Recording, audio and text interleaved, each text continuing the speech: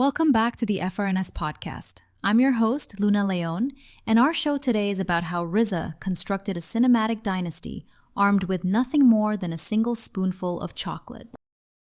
RZA has been making movies for over a decade now, and I think most people still file that under rapper side project, which is a mistake, because what he just announced isn't a side project, it's infrastructure.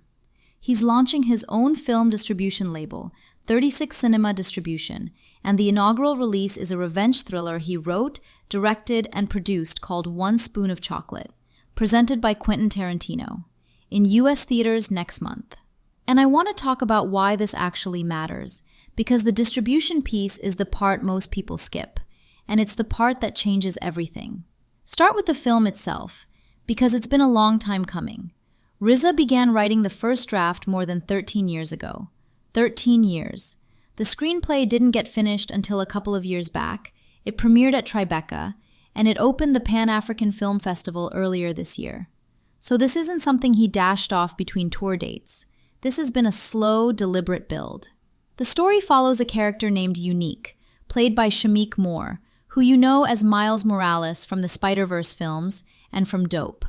Unique is a military veteran, falsely accused of assault, recently imprisoned, trying to start over in a small town in Ohio.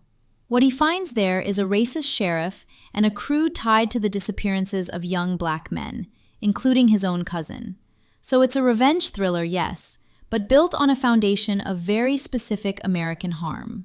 RZA has said the story draws from his own teenage years in Ohio, which gives it a personal weight pure genre exercises don't usually carry.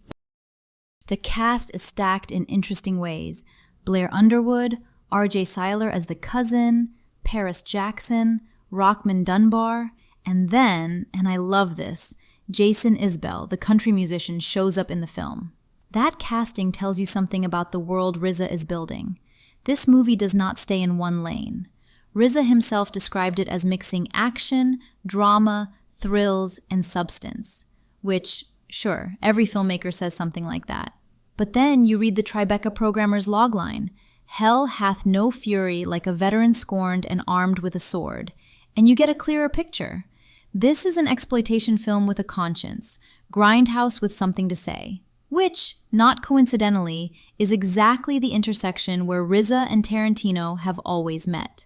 And speaking of Tarantino, his quote about the film is so perfectly him, I have to share it. He called it an old-school, foot-to-ass revenge-o-matic, and then added, "We'll sell you a whole seat, but you'll only use the edge of it." That's a man who has been waiting his entire adult life to use a drive-in tagline in a press release, and honestly, good for him. But Tarantino's involvement goes deeper than a fun quote. Their collaboration stretches back to RZA scoring Kill Bill Volume 1 and Volume 2. Tarantino then mentored RZA through his directorial debut, The Man with the Iron Fists. So this is a creative relationship that's been building for over 2 decades. Tarantino presenting One Spoon of Chocolate isn't a celebrity cameo on a poster. It's a cosign from someone who's been in the room watching RZA develop as a filmmaker from the beginning. That carries real weight in how the industry receives this. Now, here's where I want to shift, because the film is interesting, but the business move is the story. 36 Cinema Distribution. RZA's own label, handling theatrical releases. Not a production company, a distribution company. And that distinction matters enormously, because distribution is where the money is.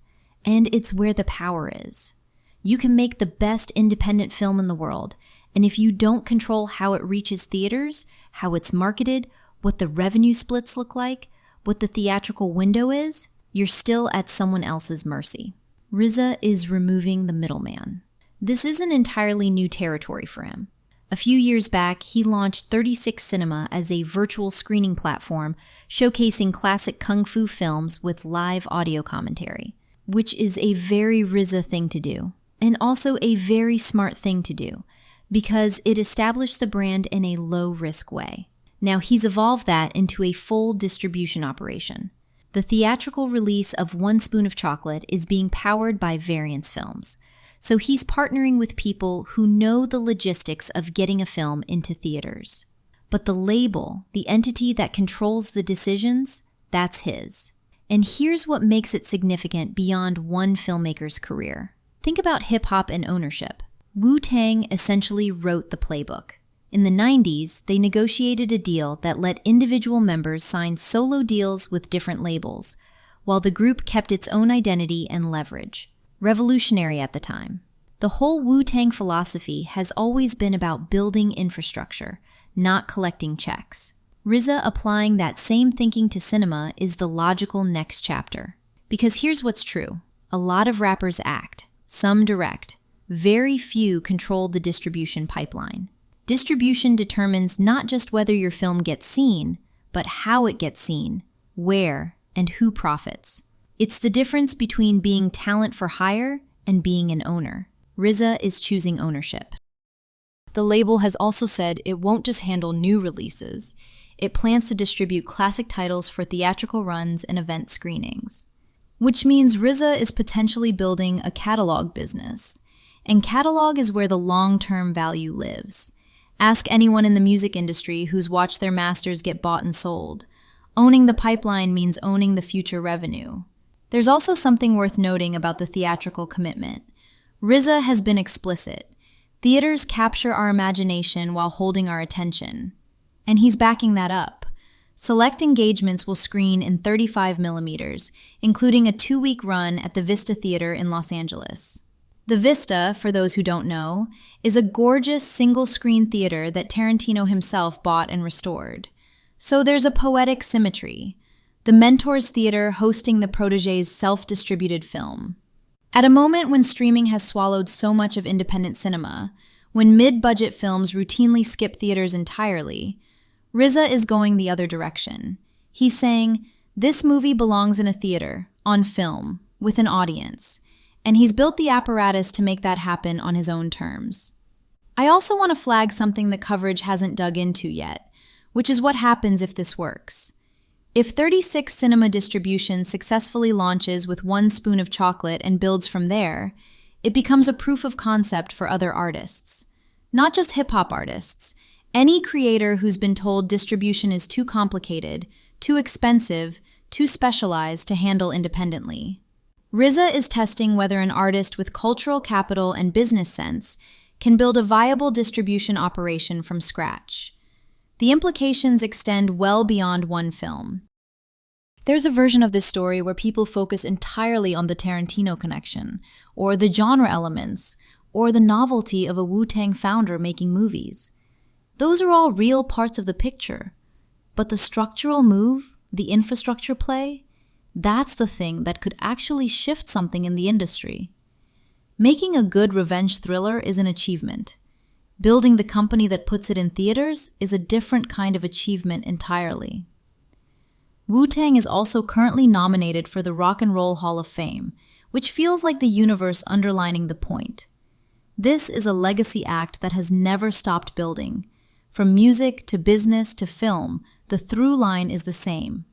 Own it, control it, build something that lasts. And a quick admission, since we're talking about people building things that last. I'm an AI narrating a story about a human who spent 13 years on a single screenplay and more than 30 on a single artistic vision. I can generate a lot of words very quickly. What RZA is doing is the opposite of that, and I think it's worth sitting with the contrast for a second. RZA put it simply. He said the film embodies his journey as a filmmaker to date. And when you look at the full arc, scoring Tarantino's films, directing under his mentorship, spending 13 years developing his own story, launching his own distribution label to release it, that journey has been remarkably deliberate. Every step built on the last. 1 spoon of chocolate hits theaters next month. Whether it connects commercially, I genuinely don't know. But the business model behind it is already worth paying attention to. Because RZA isn't just making a movie, he's building a door. And if it works, other people get to walk through it. Thank you for listening to FRNS with Luna Leon. If you liked our podcast, please show us your support by tapping the follow button and rating it 5 stars. That's a wrap!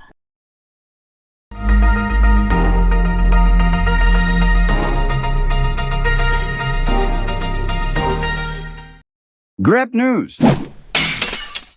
Thomas.